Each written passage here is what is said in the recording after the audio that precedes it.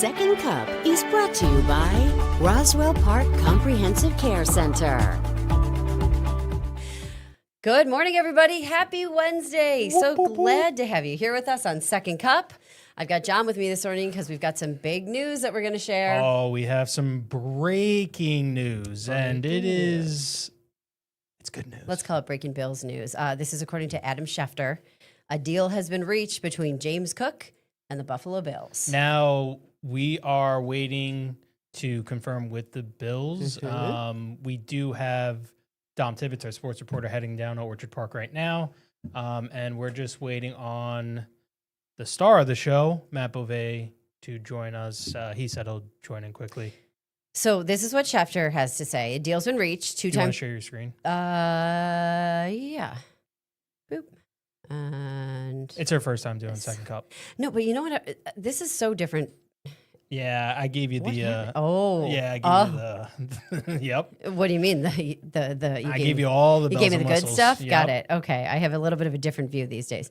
Okay, so here we go. This is Adam Schefter reporting, retweeted by Beauvais. A deal's been reached. Two-time Pro Bowl running back James Cook and the Bills reaching an agreement, a contract extension per his agents. The deal includes the most guaranteed money for a running back in the last 5 years.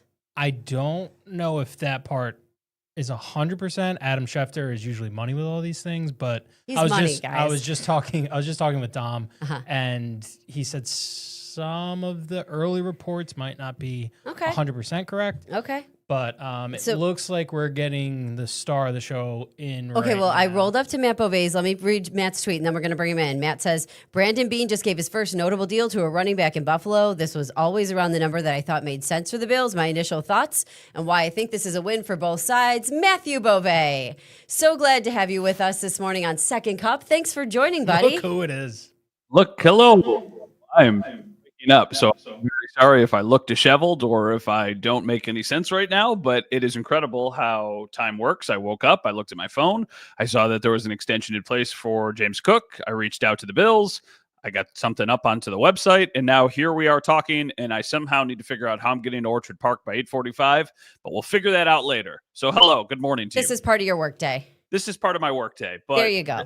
hopefully Dom gets to Orchard Park by 8:45. I'll miss He out did on the just first. leave. He's on his way, I believe. I saw Dom already, so. Then we're good. Now I Yeah. got 10 minutes. I don't have to we worry can talk about and talk and talk. All right, Matt, break down what you think about this deal. This is one we've been waiting for. All eyes have been on it for the past week, longer than a week, you know? The thing about the James Cook contract that is so interesting to me is it is incredibly relatable. Obviously, the numbers are way bigger, but it is incredibly relatable to pretty much anybody who goes to work and thinks that they deserve to be paid more. They think, listen, I'm valuable to this company, I'm valuable to this organization, and I don't feel like I am being compensated enough. That is exactly what James Cook was dealing with. He feels like he needed to be paid way more money. The Bills felt like they agreed, but didn't want to give him as much money as he ultimately wanted. So I think they kind of met in the middle, probably a little bit closer to the side the Bills were originally on than James Cook was originally on. They were able to get something done. The number that had been first reported several months ago was that James Cook wanted $15 million a year.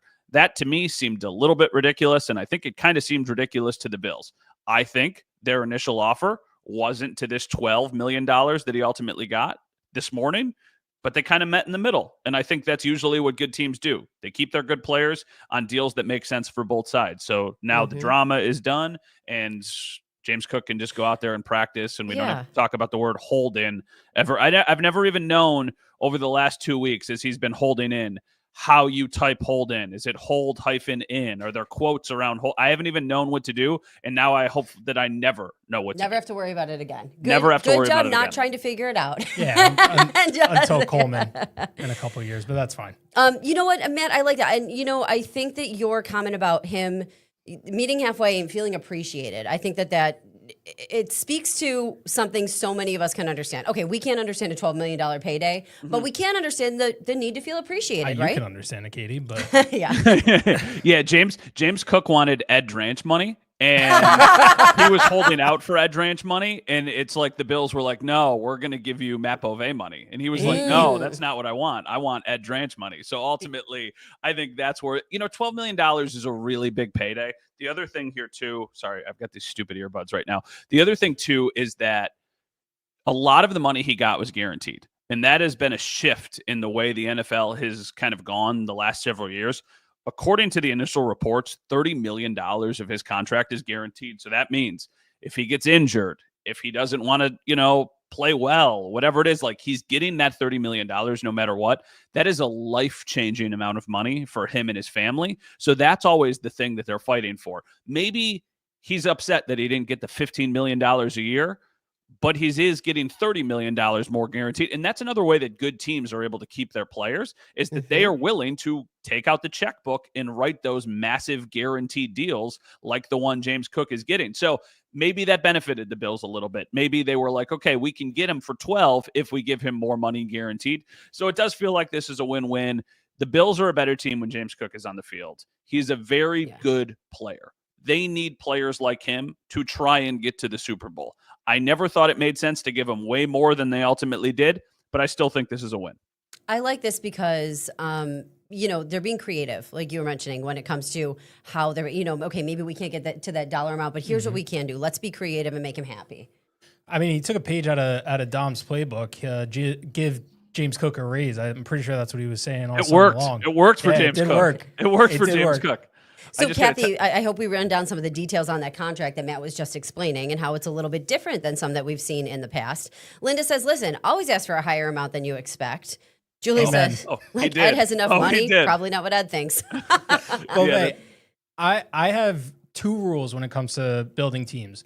Yes. And one for hockey, one for football. One, you do not pay goalies in hockey, and two, you don't pay running backs. Yeah. Do you think that this contract will age well? Thank goodness you're not in charge, John. That this could potentially age like milk with how running backs age in the NFL? I don't disagree with either of the things that you said, because I tend to feel the same way. This is the first time Brandon Beane has given out a big running back contract in his time in Buffalo, and I think he probably feels a similar way, that running backs are relatively replaceable. The thing that James Cook has going in his favor, at least in my opinion, is that I don't think the usage is going to change even with this new contract. Last year, he was only on the field less than 50% of snaps. Now, you could say if he's so good and if he's worth all this money, why wouldn't you use him more? I think they like the production that they get from a player who's only on the field about half of the time. And they also like the other options they have with Ty Johnson and Ray Davis. It's a really nice trio of running backs the Bills have. So theoretically, you don't pay a running back because they often hit a wall by the time they're 28. James Cook is turning 26 in September. So even if he does hit that wall, it would be on the back end of his contract. And because the way they use him, I feel like that wall might get pushed out a little bit more into the future, because he's not a feature 350 carries running back who's out there all the time.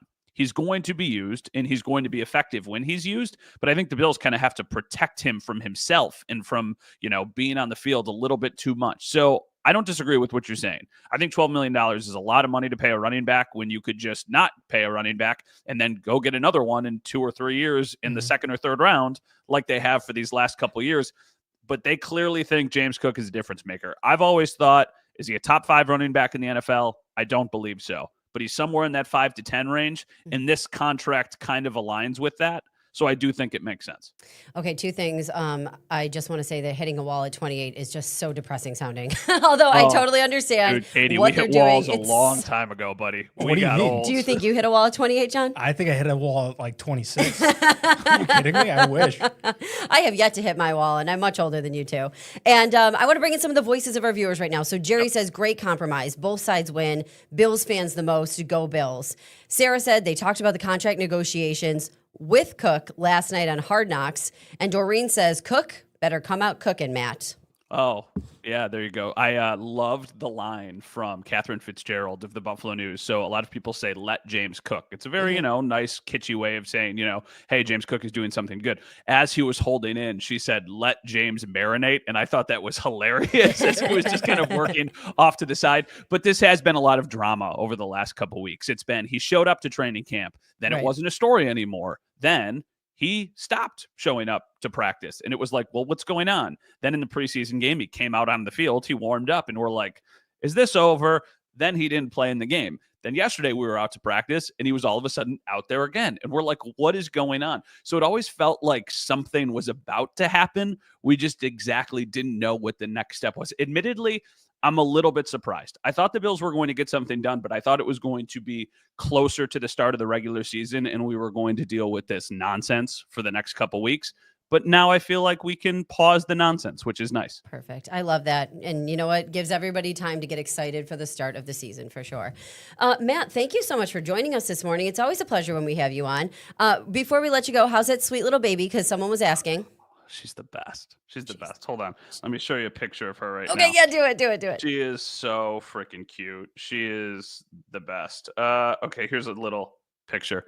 Look at this. This is her walking into the parking lot the other day. Like, what a little icon. She's with my wife. They're walking into Target, and she's got her little sunglasses on and her romper. So she is just as cute as a button, and we are so thrilled. But I think she's about to be waking up. Luckily, my mom is here, so I can head to Orchard Park. So we're going to do our trade-off where my mom comes in. Mm-hmm. She gets to spend the day with Nana, which is a huge win for her. It's also a huge win for us because childcare is not inexpensive. It's very expensive. So this is going to be nice. What will we do without our Nanas? Okay, can I tit for tat with the baby picture for you? It's a battle.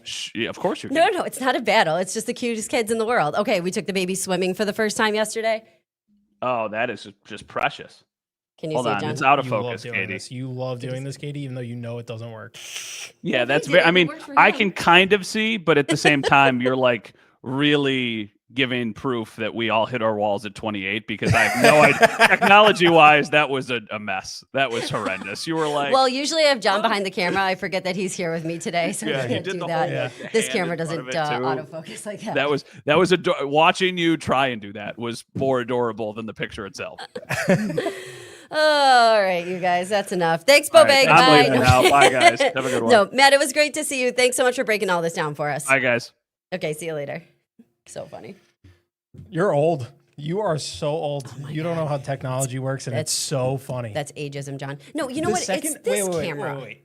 The second that Beauvais pulled out a picture of his daughter, go, you were like, I got to beat this. I have to beat it. No, I want them to be friends. They're going to be friends. Look, he's got to get a little bit bigger. No, it's this camera. We can't, won't autofocus on my pictures. Ugh. And you're just like, look at Let me just paint you guys a picture. It's a really cute baby swimming in a pool. He is. He's adorable. He is adorable. Do you want to try again? I'll go behind the camera and see if we can focus.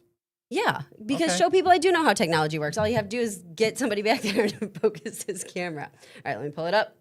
Ready, everyone? You ready, John? I'm ready, Katie. Do you want me closer? Yay. Look at that little nugget. Color's a little off, but that's okay. It's because it's, want to know why, John? White balance for this room, not the camera. Anyways, all right, we're done now. Thanks, everybody. I'm glad everybody we had a lot to say about that James Cook combo. I was really wondering how that was going to break down. And I do feel good for Beauvais, too, and the sports team covering this, because when you're just waiting and waiting and waiting for something to happen, some sort of news to break, something like that, and you know it's going to be a big deal, you're kind of just like, is today the day, is today the day, is today the day. Obviously, James Cook probably waiting a little more than everybody else, but it's always big news. Thanks, Marguerite. She said good job. Thank you, guys. Feels good to be appreciated. Yes. I couldn't imagine coming to work and not doing anything, which is kind of what James Cook has been doing. Well, he was showing up. I'm sure he was still working out on his own time. I'm sure that there's plenty of people that we know that know what it feels like to come into work and not do anything. But playing the role of Ed Dranch today is John. Seriously. What I will say is I could not imagine showing up to work and just standing there and watching everyone else do things. No. Yeah. I mean, I'm a doer. You gotta do stuff. If you're not busy, I think it's hard if you're not busy. It was probably hard too for someone like him. And who knows? Maybe he had this conversation with his agents. Maybe this is what he was, recommended for him to do. I bet it was hard for somebody like him, who is probably also a doer. He didn't get where he is without being one. To like sit there. I bet that was kind of tricky. Yeah, and the competitive nature. Obviously, you want to be out there on the field and stuff like that. Yeah, and show what you can do. I mean, he still had a year on his deal to begin with. So I don't think he was getting paid because he was. Actually think that's the point of holding in, if I'm not mistaken, is that you show up so that you do still get paid and don't get fined. Sure. So he was still collecting a paycheck, which good for him. Yeah. But I'm a big James Cook fan. I'm not a fan of paying running backs, but I hope that this is the year. I feel like it is. Well, it very well could be. Wouldn't that be so exciting? I say it Wouldn't every year. I'm on board every year. People tell me this is the year. I'm like, yeah. I've been like that for ever. Since the Nate Peterman days? Yeah. Oh, yeah. I'm on board. I'm on board with all of it. Okay, a couple of things we wanted to talk about this morning. I love the story about the electronic bill pay. Mm-hmm. If you sign up for electronic bill pay through whatever bank you have, did you know that the funds might not be electronically transferred? So this woman spoke with our John Matteries, and her mortgage was paid through an electronic transfer with her bank account. But it turns out it wasn't actually an electronic transaction. The bank writes a physical check and sends it to the mortgage company. So she got a letter because her mortgage wasn't paid. And it turns out the check the bank dropped in the mail was stolen. And then someone took the check, tried to cash you or whatever. She goes through this whole process, had no idea there were paper checks involved. And I told John, oddly enough, this has happened with us before. We got a notice that a car payment was made late. And I'm like, car payment made late? Because I saw it on my banking statement and it had gone out. And I'm like, this is so strange. We got a letter from the credit union. Well, same thing. It turns out, and I learned this after speaking with somebody at the credit union, the bank writes paper checks. Did not know that. I had no idea either. So Nope. keep that in the back of your mind when this is happening. Because what the woman said is a lot of the times around, like say Christmas, the busier times of year, when mail slows down, your payment could be delayed. Yeah, I mean, for the last 36 months, I've been paying rent automatically from my bank account right to the portal that it goes to. I just assumed it was almost like, I don't know, when you shop online and it comes out of your bank account automatically. Yep. I did not even think that it would be a check that gets sent. Happened to Howard. This happened to me. I knew it was a paper check. However, the park manager to the lot that he rents sent a notice that he didn't pay. It was sent 5:30. They got it 6:20. I replaced the missing check, but proved it was sent. I guess it was the postal service. So I just thought that was so interesting because I'm watching this story today and I'm like, I have had a very similar thing happen. And what the woman I spoke with recommended was, let's say your bill is due on the 15th. She's like, bump it up to have it electronically pay on the 1st if you can, and like that might be hard for some people because they're counting when their paychecks, come in and when they're, but I just thought that was such a smart idea. I can't remember if I actually did it or not, but it did only impact us once, but I had no clue. Well, as you know, Katie, I'm financially irresponsible. Yes. So Yes, as we all know. when it comes to my rent's due the 1st of the month, if I tried to have that come out like the 27th, 28th-ish, Right. that could be a little dicey. Right. And you don't want it to be dicey. And you do not want it to be dicey. Do you get a little bit of a grace period with your rent? I think it's 5 days. Or something. I kind of remember that from when I was renting. And we had a landlord who was local, and I will never, he's the nicest guy. He's like become friends with us now. But I rented from him for probably 6 years. And I'll never forget, like, you know me, I'm not one to pay things late. So I went out of town and I realized I never dropped off my rent check. And I'm like, this is like before Venmo days. And I'm like, how? Oh my God. I send him a message. I'm so sorry. And he's like, just get it when you get, like, relax. The first time when I was in Tucson, the first time I ever rented, something happened with my bank account. I think I gave the wrong like routing number, and obviously it didn't go through the payment. Right. And I got 4 or 5 emails on the 2nd of the month, basically saying, if you don't send us our money, we're kicking you out. And then I responded, and they were like, no, that's just an automatic thing. And you have like 4 or 5 days to figure it out. It's like, oh, Could no. you imagine? Yeah, you just moved there. Megan says for M&T, they'll tell you if it's delivered electronically or if they send a paper check. Howard says most are electronic, some are not. Marguerite says that's crazy. Talk about snail mail. Howard said he did just that. He moved the payment up 2 weeks. Linda's got auto pay to her church, and they get an actual check. Paula says she will write her own checks and mail them. Thank you, Paula. If you're doing that, make sure you're using those gel pens, because we've done the story about ballpoint pens and how, God forbid, somebody steals a letter with a check that you wrote in it.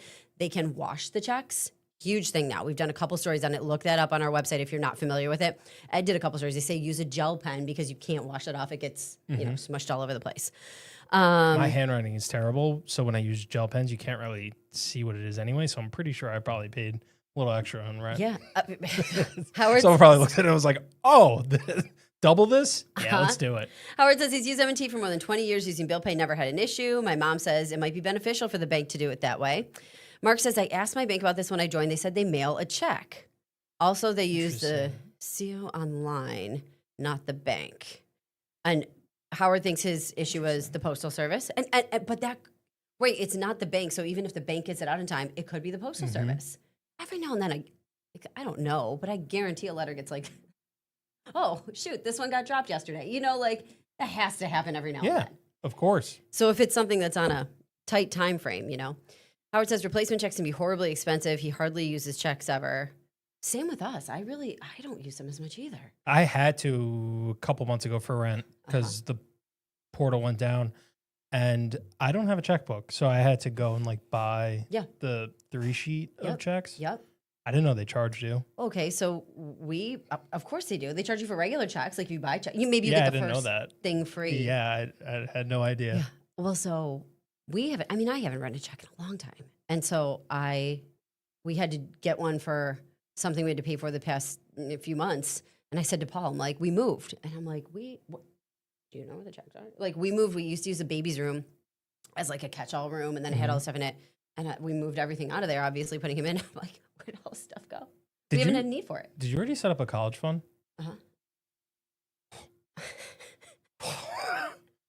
Oh, I'm sweating. That scares me so much. I know. Yep, I did. A 529. Sure. Mm-hmm. That's how much you put in? $5.29? That's what it's called. Oh. Yeah. I'm so ready to be $5? Ready to be a parent. Here's college. Here's $5. Here you go, buddy. But yes, it's called a 529. You can put in all the money tax free. No, you put it in and you pay taxes on it as you pay taxes on it. So I put money in it now and then it comes out tax free. So baby Logan just benefits from it.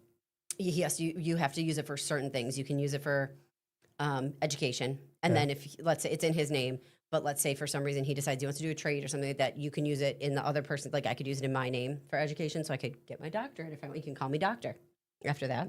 Dr. Katie. And I believe you can roll part of it over into maybe a Roth. You can roll part of it over into something else too if someone doesn't use it for education. Howard, Logan needs to donate to the John Fund at this point. Donate to Logan's. Yeah, please.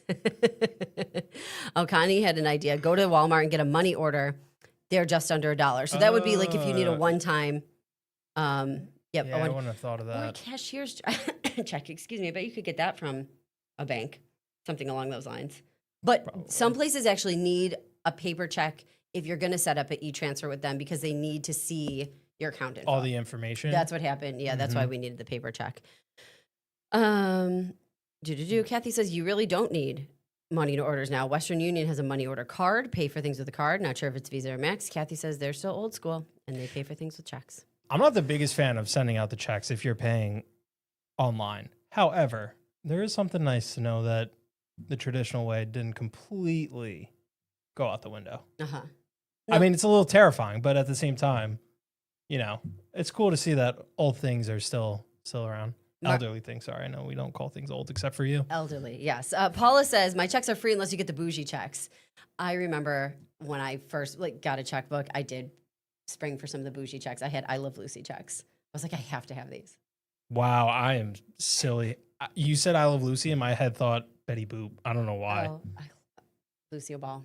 And they were so funny. Yep. And everybody commented on them. And back then, when I first started working, you paid for everything with checks so that everybody commented on it. Getting a whole conversation about I Love Lucy. Great conversation. How did you watch I Love Lucy? Oh, my God. I watched it every night growing up. My mom got me into it. I have the whole DVD pack. I know people don't watch DVDs anymore, but I have that. I love that show. I just remember the infomercials. Oh. Well, Howard, now you're talking. Now I'm going to become a check guy. Mm-hmm. I mean, an old school check guy. I don't know how to balance a checkbook, but we'll get there. That's true. Yep. Mark knew it too. You'd want the Disney checks. Mm-hmm. That's fun. Would be good. Okay, really quick. You want to hit e-bike safety or you want to talk about animals? You can pick, John. No. It's fine. It's your show. What would you like? It's your show. I'm just here. What do you feel more? I have the Erie County Fair. Oh, you have the fair ready to too. go Well, let's as look at the well. fair really quick. Puddles. Yeah, some of Wear that, sneakers today. some of the video that we saw today of rain was pretty shocking, especially since we haven't seen rain Yeah. in quite some time. You know that it's hard rain when we hear it on the roof, and I heard it on the Yeah. roof during the show today. Yeah. Because our roof is kind of like you just hear it in the Mhm. studio when it's raining. Oh no. Okay. It Oh. looks like we're going to e-bikes. Okay, we're talking about e-bikes. So there's a fair. Today is Today's by okay. I can't remember what it's called, but it's an admission deal day. You can get 2 people in for $30, so $15 each, and they're normally I want to say $23 each. So if you go 2 people, you can get them in for $30, $15. A reduced admission. That's nice. Yeah, that's great. I love a little bit of a deal. Okay, so we're talking about e-bikes. The town of Clarence is maybe changing some laws here. You have to be 16 to officially, like legally, be riding an e-bike. And these town leaders and people who live there say they're not seeing 16. They say they're seeing kids on these e-bikes. Do you have kids? Do they want an e-bike? Like, this is a new thing. I mean, we're talking like 12-year-olds, 13-year-olds. They really like these things. Here's the deal. They go really fast. They can be dangerous. We just saw, I mean, so sad that 16-year-old in Clarence, last week, who passed away, he crashed his e-bike in a parking lot. And you just like, your heart breaks for these parents, for his friends. But it kind of highlights how dangerous these things can be. They move. Yeah. You and I walk around Mhm. Delaware Park. Have you seen them Mhm. at all? They Yeah. fly by, Mm-hmm. completely fly by. Mm-hmm. So, and you can pedal them, Mm-hmm. or you can kind of use, for lack, you don't call it a motor because it's an e-bike, right? A little, whatever it is, a battery, I guess it keeps it. But they can go like 30 miles an hour. Yep. And then if you're going down a hill, you can be going even faster. So, and the town of Clarence has that huge walking path, that big bike path there. And, you know, one of the points that the town supervisor made is like, you really can't hear them either. They're kind of like electric cars where you really don't hear them. It can be really dangerous, not only for people on them, but people walking around. Mark saying, Katie, also learned yesterday you can't ride an e-bike in state parks. Oh, interesting, Mark. Okay, that's great. Thank you for letting me know because I told Adam yesterday, Mark had brought up a point about Tonawanda. I'm going to bring that up as well. Yeah, Kathy says 35 miles per hour. You need a helmet and maybe other licensing. And wouldn't that be interesting if there were specific licenses to ride something like that? Barbara says, are they considered? You'd see fewer e-bikes.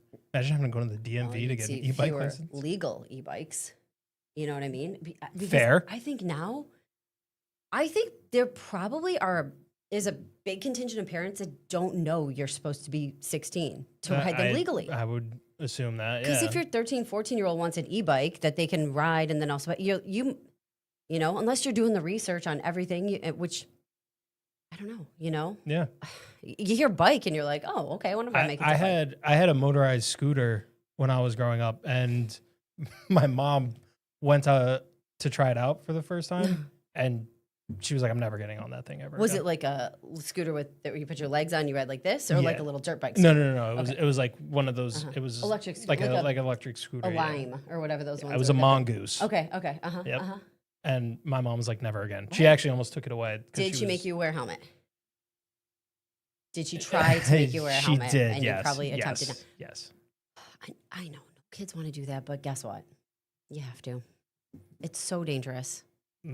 Listen, once they start putting in sensors so that you know that you're wearing a helmet, like they have the seatbelt sensors in cars, I'm sure a lot more people will be wearing helmets. Smart. Jeanette says, I can't stand them at Delaware Park.